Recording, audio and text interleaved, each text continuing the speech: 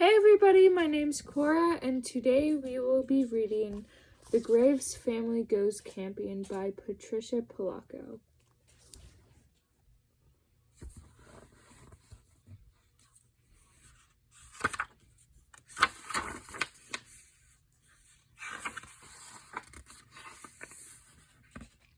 For the Graves family, the summer brought a familiar uneasiness.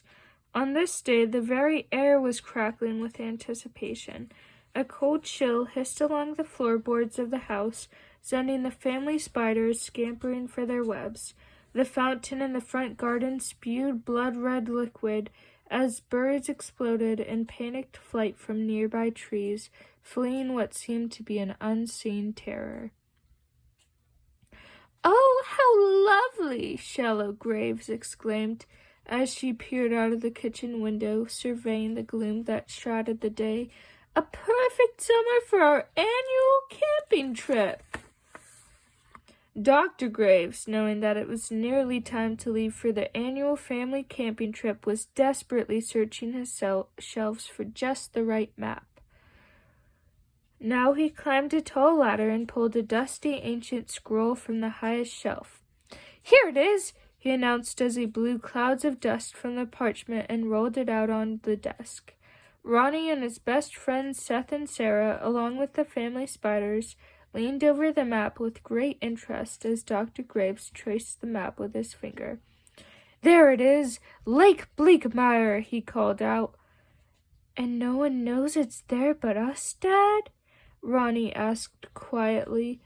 "Almost no one," Dr. Graves asked, lost in thought.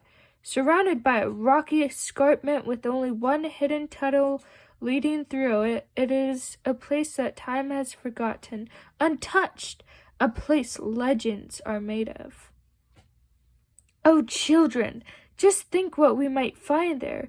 New species of spiders, giant swamp leeches, even the warty Totus uglykiss, and," his voice dropped to a whisper, "perhaps creatures for which we have no names."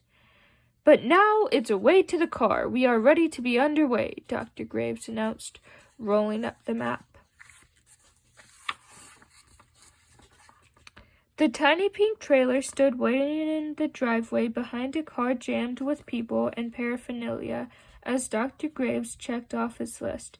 "Foodstuffs and camping supplies?" "We've got them," cooed Mrs. Graves. "Done buggies and sailboats?" "Got them too," Ronnie called out. "Family spiders and bats on board?" Dr. Graves checked. The quadruplets shook their heads in affirmative. "Summer guests?" Dr. Graves chortled as he peered in at Seth and Sarah. "Hurrah!" they both answered. "Scientific equipment?" he said, checking the last item on his list. "You packed that yourself," Mrs. Graves answered. "I feel like we've forgotten something," Dr. Graves said thoughtfully. "Phoebe!" everyone in the car shouted. "Oh, of course, Phoebe!" Dr. Graves called out as he pushed the family's giant Venus flytrap and resident nanny into the car. Just as the Graves car pulled out of the driveway, Bill and Nancy Miller, Seth and Sarah's parents, ran up to the car and leaned into the window. "Now, you two mind Shallow, Phoebe, and Dr. Graves," Mr. Miller said to the children. "Oh, and Doug, don't forget you have to be back a few days before the 4th of July. The town council of Union City is expecting you to personally oversee setting up the fireworks." "Not to worry, Bill," Dr. Graves called out, shifting into 12th gear. "Tell Mayor Trenchmouth that as always I am in complete control. This will be the biggest 4th of July show that Union City has ever seen. Trust me." Then, with a wave, Dr. Graves gunned out of the driveway. The little pink trailer tilted, a bevy of bats flying from its belfry, and the car sped off, leaving a trail of exhaust behind it. They were underway. It was a long, hot drive punctuated by taking the irreversible pass turn off from 69 North, then crossing Pitfall Bridge, turning left at Long Bowel Caves, and chugging up Amputation Ridge, slogging over Herring Narrows, and finally squeezing through the long escarpment tunnel that led into Dreadful Valley. The forest got dark, dense, and foul, only to open suddenly to threatening skies and a large, murky lake. "Bleak Mire," Dr. Graves whispered, then bellowed, "We're here!" as the whole tribe piled out of the car. Dr. Graves pushed a button on the console of the car. Seth and Sarah stood back in utter amazement as the little pink trailer disconnected itself and shivered for a moment. With that, the little pink trailer sprang into action. Awnings unfurled. The door swung open and belched out a fountain, an arbor, and a fence with its own gate. A large picnic table shot out, along with assorted lawn chairs, a hammock, and a swing. Then came a small boat, a barbecue pit, a stunning array of scientific equipment, and finally 2 garden gargoyles. "Oh," cooed Mrs. Graves, patting them. "Just like home. Now you children go inside, make your beds, and wash up for lunch. Phoebe and I will be ready in a jiffy." Seth and Sarah couldn't believe their eyes when they went into the little pink trailer. They were standing in a very large entry hall with marble floors. Then they walked into a great room with vaulted ceilings and a massive fireplace at the end. Just off that room was a cavernous dining room with a table long enough to seat 40 people. Seth and Sarah looked up at Ronnie. "Don't ask," Ronnie said to them. "One of Dad's inventions. Something about bending space into an alternative continuum. He says he needs room for the specimens he'll be collecting." After lunch of toasted Fijian jellyfish and strawberry malted eyeball milk, Dr. Graves and the children packed their backpacks and hiked out on their first expedition into Bleak Mire Forest. They could hardly wait to go. From the moment they stepped into the forest, the place looked like some place they had never seen before. "Positively prehistoric," Dr. Graves said as he took out a specimen case. Seth and Sarah had never seen spiders and snakes the size that they were seeing. On one particularly swampy bog, Seth stopped for a rest, unwrapping a sandwich for a snack, and a slimy tongue whipped out of nowhere and grabbed his sandwich.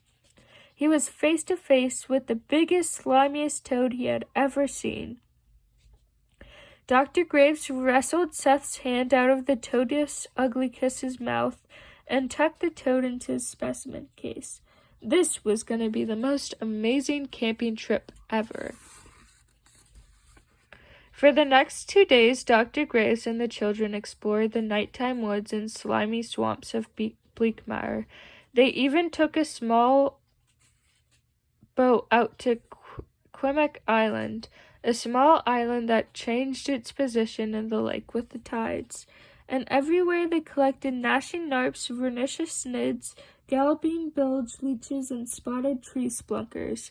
They filled every specimen bottle and basket Dr. Graves had brought, and filled up every other glass and container in Mrs. Graves' cupboard, even her refrigerator and dresser drawers. No question, Dr. Graves and the children were having the exploration of their lives.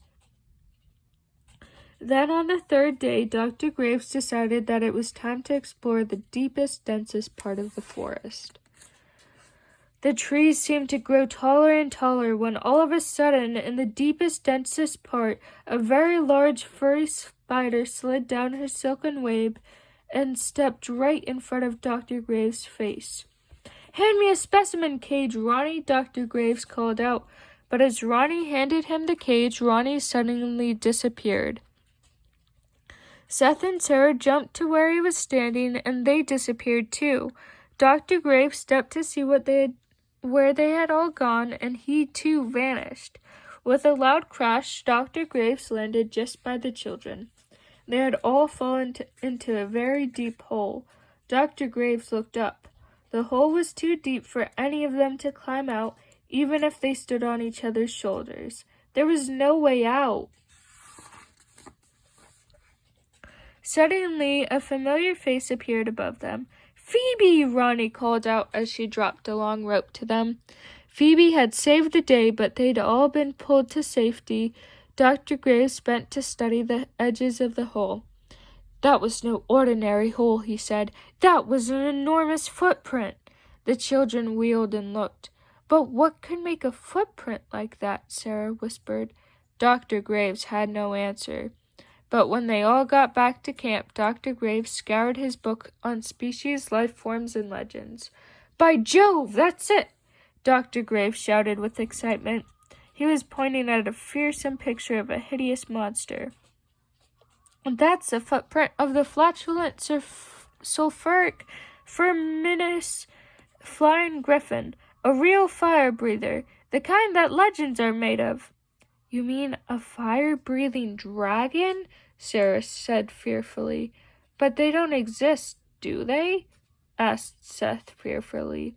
"Of course not," said Dr. Graves.